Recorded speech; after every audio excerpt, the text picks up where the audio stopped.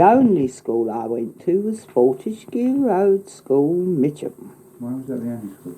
Well, in those days you only went to one school, started in the infants, and carried on until you left at the ripe old age of 14. What's the first thing you can remember then? I can remember they had long desks in this class, in the babies' class, with various things carved on them, what you counted on.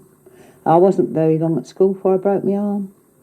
Had loads of time off. Then when I went back, they put me in the top class because I'd lost a lot and I had to pick it up from there. I remember I couldn't knit and that caused me quite a bit of worry until I found out how to do it. Do you remember your first teacher? No, I don't remember her name. Then I went up into what they called the big girls, and I had one teacher there all the way through till Standard 6 called Miss Hadley. What was she like? Horrible. How do you mean? Well, she didn't like me, did she? How did you know she didn't like? Well, she used to pick on me, didn't she? Gave me the cane twice in one day, once for shaking me pencil box. When I think of what they get away with today, it's laughable. And another time I got it for marching up the hall, governess said, "March like soldiers." And I stuck my stomach out. That was it. Fall out, Gertie Bidwell.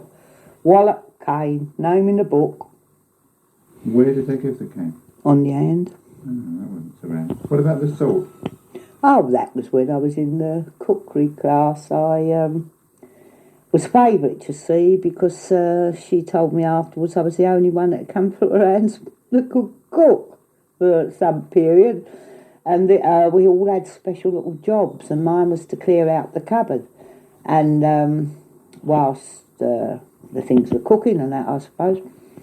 And she'd got this new sugar basin, and her and the other teacher we had to set the table for them. And she was looking for someone to fill it with sugar. And she gave the job to me. And all the girls said, favourite, you see. When it gets to the cupboard these girls are doing out, they said, "Dear, put some salt in." So I put a dear little teaspoonful in. Go on, said one, that ain't enough. So I put a lot on and more sugar. And got the lemon squeezer and put it in the top. Pretty pattern. "Oh, that's very nice, Gertie," said she. Cool, I hadn't got back to school before they met me up the road. "Miss Gravestock wants you," and I was in disgrace, and she weighed it, and it came to twopence halfpenny. She said, "I can't do nothing with it, perhaps your mother can." And we played football with it on the way home, and just as governess and her were coming along, we've kicked it, and it's burst all over the pavement. That was the end of it. Do you know any of the friends that you had? The girls that you went to school with? Oh, I know nearly all the girls' names in my class, I went to school with. No, I'm not going to tell you them all, am I? Why not? Well, most of them didn't come our way home from school because we weren't supposed, from where we lived in Merton, we weren't supposed to go to that school. The girls had to come from Colliers Wood. You see, so there was only a few that came from my around. Vera Gallop, Maud Chalice, she was always away from school. Always having to take notes round her door for teacher.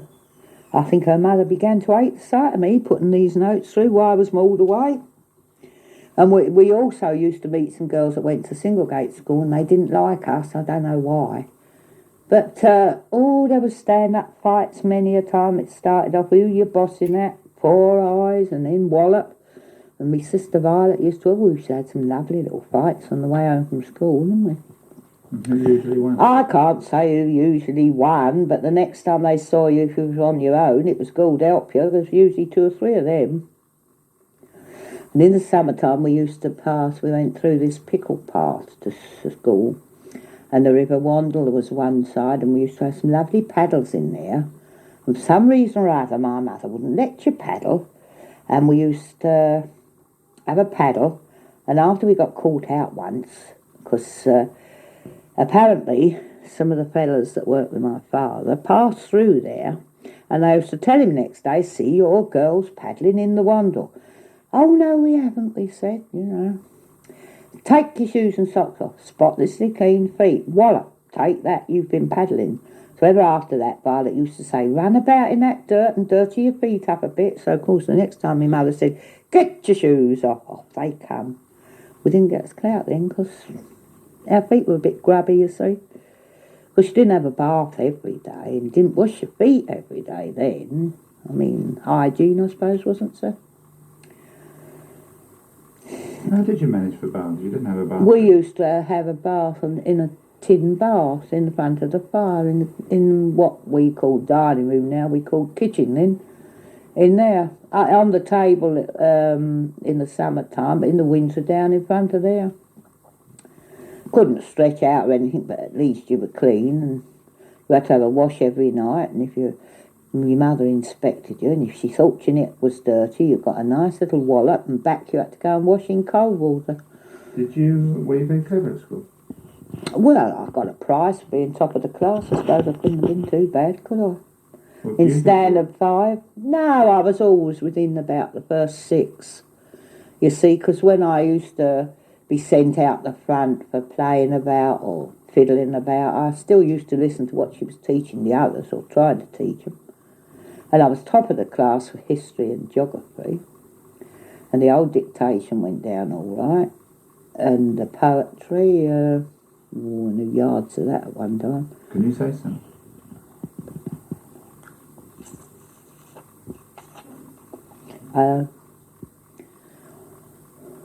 No, I'm not going to sit here and say, Bertie, do you want a twerp? I shall look. I didn't know that one. Well, I know quite a few, but what's that one about? American Civil War, isn't it? In the meadows rich with corn, clear in the cool September morn, the clustered spires of Frederick stand, green walled by the hills of Maryland. Round about them orchards sweep, apple and pear tree, fruited deep, fair as the garden of the Lord to the eyes of the famished rebel hold. Down the street came the rebel host, Stonewall Jackson marching ahead. Under his slouched hat, left and right he glanced. Halt! The dust-bound ranks stood fast. Fire! Out blazed each rifle blast. It shivered the window. I've left some out this. It shivered the window pane and sash. And something with a gleaming gash or something. Or what mess is that? Up rose old Barbara Freechy then, bowed with her 80 year and 10, bravest of all in Frederick town. She took up the flag the men hauled down. In her attic window the staff she set, to show that one heart is loyal yet. Then that bit comes down the street came the rebel host. When he saw the flag, halt, fire. And something about, who touches a hair on yon grey head, dies like a dog. March on, he said. And all day long through Frederick town, the noise of the marching feet. And over Barbara Freech's grave, the three flag toss Union wave. And ever the stars above look down to stars below in Frederick town. I don't know. And what was that called? I don't know what it was called. Something about. How did you come to learn it?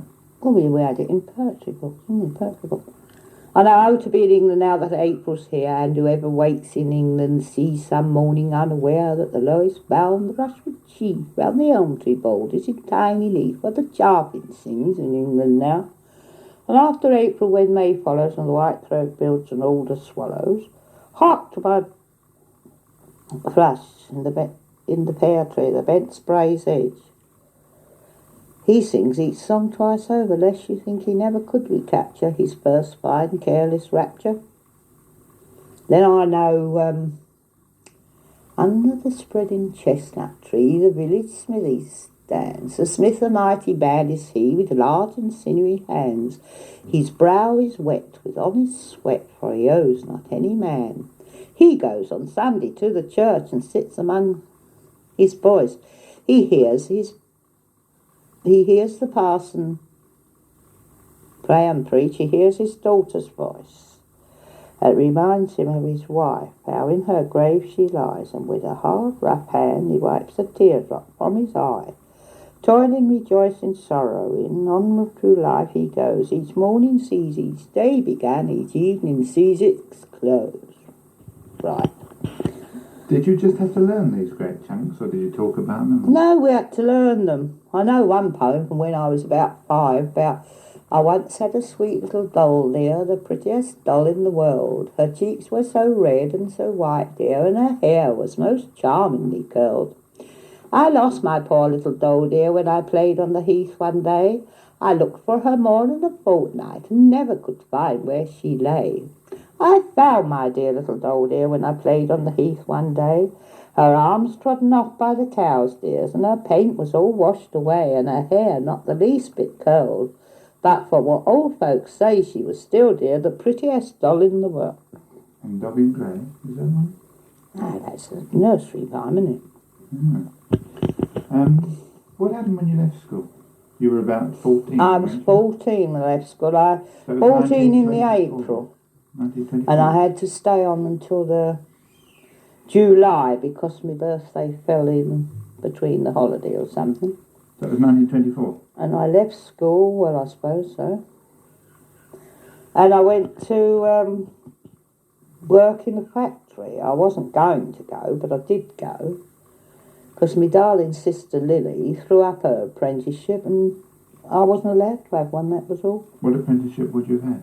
I don't know. I'd rather fancied millinery, but the wages were so poor that I went to a factory and done dials for radio then. Where was that? Down Hayden's Road, Wimbledon. What's it called? Don't know, Hicks's, I think. And then they put us on piecework after a little while. We started with 12 shillings a week, but they put us on piecework. But they still paid us this 12 shillings as well as the piecework money. So I was coming out with about 22, 23, 25 shillings, which I suppose was good money then. Then all of a sudden one day I sung Somewhere in Sahara to the girls instead of working, and I got instant dismissal. That was the end of that. Instantly? Yes, put your hat and coat on and go home. And all I was teaching the girls to sing, the manager, all I was teaching them to sing was Somewhere in Sahara. Did you know that this would be instant dismissal? No, of course I didn't. He was standing in the door behind watching through the glass pane. I think at the time we was waiting for some work to come through, but that didn't matter. They just said, right, put your hat and coat on, that's it. And off you went. And that was the song of the period, was it? Yes, it was the latest song out. How did you know the song? Well, I just learned them, didn't we? From the radio or sheet We music? didn't have a radio at home. Radios were only just coming out. We didn't have one. You just learnt the popular songs. Don't ask me how. But, well, of course, my sister played the piano and we used to buy the pieces of music. We knew which was the popular one. And just used to buy it. We used the very special ones for 2 shillings a sheet. And the ordinary everyday ones were 6pence. So what other job did you have then? I went to the electric light factories then making electric light bulbs. Which one? I went to one down Spencer Road, Wimbledon, which when I first went there they used to repair radio valves, and then he went in with this other chap and they started doing the electric light bulbs and the radio repairing gradually went out. I worked there for some while. That wasn't a bad little job. What was the name of the place? British Electric. Yeah. Electric for Buckingham Palace and for down the coal mines and the buses, all different shapes and sizes, torch, bulbs and I suppose cars. Well, it was only a sort of homely little factory, it wasn't very big. But funny enough, all of a sudden one day I was showing off because they asked me to recap 3 lamps, broke one. Right, he said, you can have the sack. Showing off, out I went again, neck and crop, instant dismissal. You can come back for your money, he said. I said, oh no, I'll have it before I go. And they had to send the messenger out to the bank and get it, which I thoroughly enjoyed, being nasty, awkward like, you know. And from there, I was out to work a little while, and then I went to the Omega, another electric light factory. Where was that then? That was in Montague Road at Wimbledon then. Then they had a new factory built in Rodney Place at Burton, which was quite near my home. And only I had to go just up the street and round the corner and I was there, but I didn't last there long after that because I dared to go after another job. And the firm phoned up and asked them. And of course, we got the sack next morning. You see, in them days, you didn't have any shop stewards and all the rest of it. You didn't have any restrooms in the factories. If you weren't well, you could go and sit in the toilets. Or else, if you was extra faint, you could sit outside on a chair. All they had was a first aid box in case you cut your fingers. And then? And after a spell there, I went to the rubber factory at Mitcham. And I couldn't stand the stink of the cure house there, so I was only there for about a month when I suddenly heard of a vacancy in the Guy at the Kennington Oval. So up there I went. I thoroughly enjoyed that, didn't I? How do you spell that name? Kye. Yeah. And How do you mean you thoroughly enjoyed it? thoroughly enjoyed that there because I hadn't been there very long when the manager from the British Electric came there. When he saw me sitting there, he said to the charge hand, "Get rid of her." "No," said the charge hand, good worker there. And he put us on piecework, which enabled us to earn some decent money. I used to come out there with £4.10, with very little effort. And in 1928 that was, which was jolly good money. No, did you have to go on the underground to that? Oh yes, from South Wimbledon to Kennington Oval took exactly 4 minutes. And if you caught the workman's at 7:30, it was fourpence there and back. But if you missed the workman's, it was 4pence each way. But you don't like underground trains? But I did then. You didn't mind them? I used to go then. It was only afterwards that I sort of got a bit of claustrophobia and that, you know. When the train used to stop in the tunnel, as it invariably did at times, you know, you'd sit there and watch them. According to the length of time it was still, they'd carry on reading. Then if it got more than 5 minutes, people would start coughing and fidgeting about, but it usually never used to last longer than that. And of course, we were lucky when we got in at South Wimbledon, the trains were empty. Time we got to Kennington Oval, we were packed in like sardines, and the station master there used to have to pull us girls out. There was about 6 of us coming when we used to have to pull us out the carriage. And of course, when we went home, they used to come down from the Strand line it was on. They used to be full up then. We never got a seat then on the way home. And I used to get nasty. Time we got to Tooting Broadway, there was a seat available. But I used to think, well, I've stood all the way. You can keep your seat and stand up. You'd say that to someone who gave you Yeah, no, they didn't give you the seat. You see, they used to fall in at Tooting Broadway going to work. Well, coming home, they used to fall out there and the trains was practically empty. And then, seeing as I'd stood from the Oval down to Tooting Broadway, I wasn't bothered about the next 2 stations because it was only, Collier's Wood and then South Wimbledon. Oh no, it would have taken too long to have gone up by bus. I could have got a bus straight up to the Oval, you know, in them What days, about Merton Garage. Oh, a tram, yes. Did you like trams? I didn't mind trams, but it took too long. See, it was 20 minutes dead from the South Wimbledon to the Oval. And then about 5 minutes to hop, skip and run, crossing a busy main road full of traffic round to the what's name, just scraping by 7:30 in the morning. What do you mean? What was I doing? What made you think I had any spare time? I used to go out with me friends, we used to go dancing. Which friends? A friend I had called Lucy Harvey when I was at the Kai and the Omega. We used to go dancing, or else we'd go for a walk, or I'd just go round her house.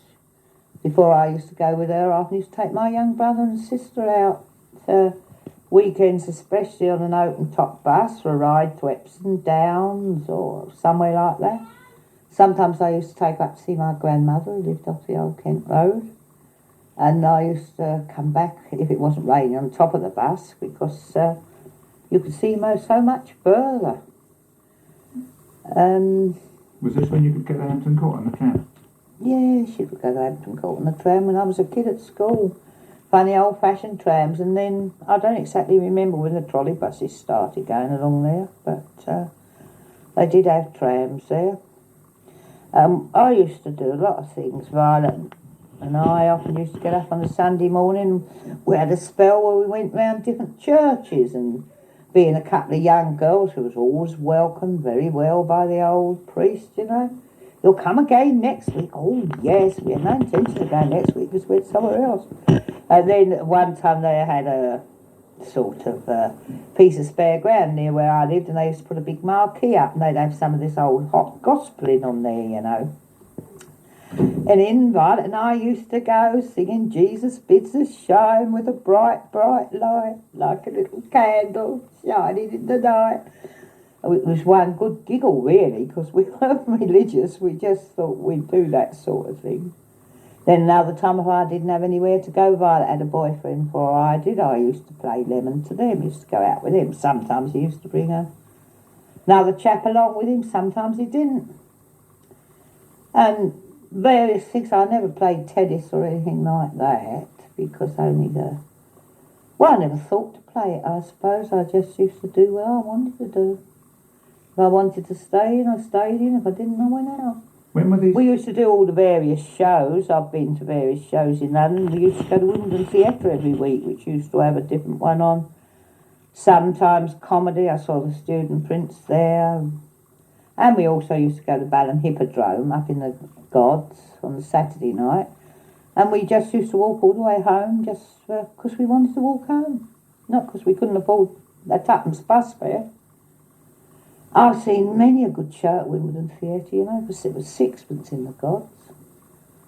Mind you, it's climbing up the stairs with a bit of a bind, but you got used to that, didn't you? What London shows did you go to? Do you remember any? I saw The Love Parade, a film with Jeanette MacDonald in it, in London, and another show, I can't remember what it was called, but it had the two Leslies in it, which was Leslie Saroni and Leslie Henson. And I also saw The Desert Song in London. I didn't see a great many shows up there because it was too expensive, but I saw one or two. Do you mean live at the shows or time. films? No, The Desert Song was a live show, and so was this. The two Leslies. I forget what that was called. I remember the night we went up there, I walked along the Strand, had a look in the shop, and bought myself a pretty little necklace from up there. The Love Parade was a film, of course. And I also went some holiday times with various boys or that to the Crystal Palace. They always had shows on there for various things. You'd get so much the soldiers were doing, and all the various things were going, the fun fair there.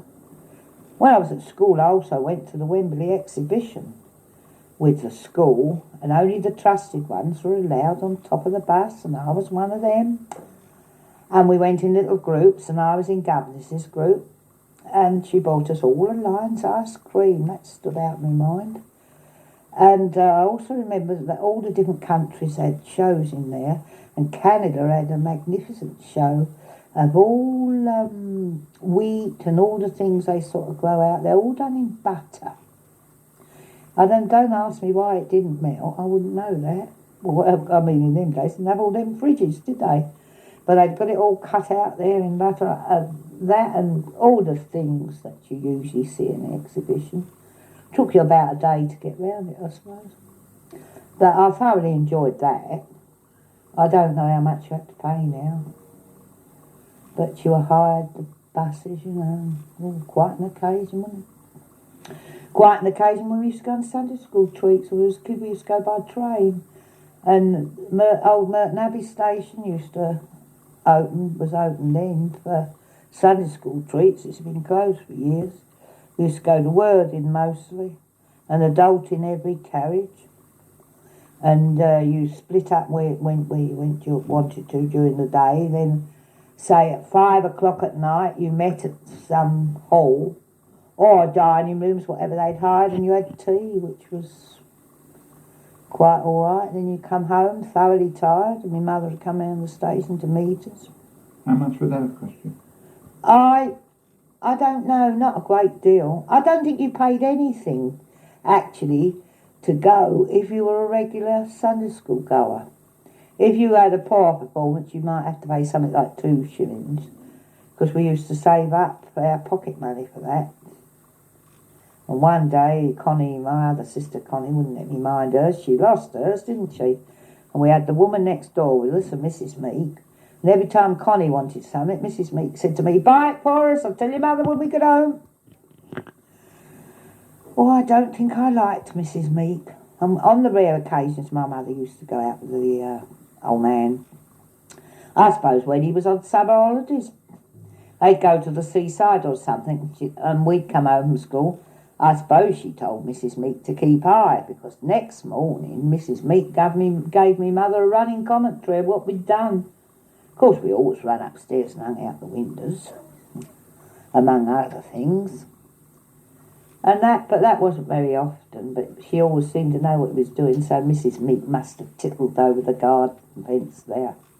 They had a paling out the fence, didn't they, where they passed their cups of tea through in the afternoon. They used to work in the morning, and most people in them days came home to dinner midday, and after dinner, little cups of tea went through the fence, and not about a little talk, a good jaw was had by all, but you were never allowed to listen in. It was always, "Go away, go away." You weren't allowed to hear a thing. God knows what they found out to talk about all the time now. Did you ever go away on holidays? We went away. No, my father didn't like. He took us out for days. After he came out the First War, I remember he hired a carriage of some sort. I don't know whether. No, it couldn't have been a hansom. It was an open sort of carriage, because we sat either side of it, and he drove the horses and took us all round various places. He didn't like sleeping in other people's houses, so he wouldn't go away for holiday. He didn't mind going out for days as long as he slept in his own bed at night. But during the First World War, we did go away for about a month to Brookwood to one of my mother's sisters, and that was all right, but that was in the country. But failing that and the other odd days, we never went away for holidays. I mean, working class people in my day were very lucky if they went away at all. Even out for a day, let alone go away for a holiday. When were these times that you had to get his winkles and beer and so forth? Oh, that was when I was at school. Sunday morning, fine Sunday morning, he'd get up early. My father get up early. "Who's coming for a walk?" Of course, we used to go for a walk with him after we'd had a cup of tea and biscuits over Morden in the fields. And he used to whistle, and you'd see all the birds, the cows, deers, sheep. It was like the country, and we'd have a sort of good walk round, skipping around. There was all the various flowers, poppies, daisies and all that. Yards of cornfields there was. And then we'd come back to breakfast, and after that we put on our best clothes, and we were sent over to Mitcham, which was no mean step, to get the pint of winkles from this certain shop for Daddy's tea. Why Mitcham? Well, that's where this shop was, called Blowers. That's the only place he reckoned on his winkles from, because they were big ones. I myself prefer the little ones. And then he kind-heartedly, he lived near the factory he worked at. Some of his friends didn't, so it was decided that we should go and get the beer that they drank midday. About 5 bottles of beer every night we had to go and get. And he used to take it to work next morning. And often we had to, this trade he was in, you see, they put the work out after they dressed the hides. They put it out on the fine weather to dry. But 2 or 3 of them had to stay to dinner in case it came over dull or, threatened rain, because they'd have to be brought in immediately and dried indoors, or else if the rain got on they spotted them, and then they had to be all dressed again. Because the hides were sort of stretched out on a squarish frame, and they used to have what they called slickers, and they had benzene. It was a sort of a brown jelly stuff with benzene in it. I used to like the smell. And they sort of worked it up and down into the hide so many times with this slicker. Last of all, it was painted, you see, whatever colour the order was. And we used to have to take his dinner down between two plates. You had yours first, then it was put in between two plates, pudding on the top, tied together with a red hanky, and you had to walk very slowly down to the factory with this dinner. I don't know whether it was hot or cold by the time we got there, just to go to this shed doorway. Come in, he'd say. He'd say, Dad, come in, mate. And you walked in, there was these men that were going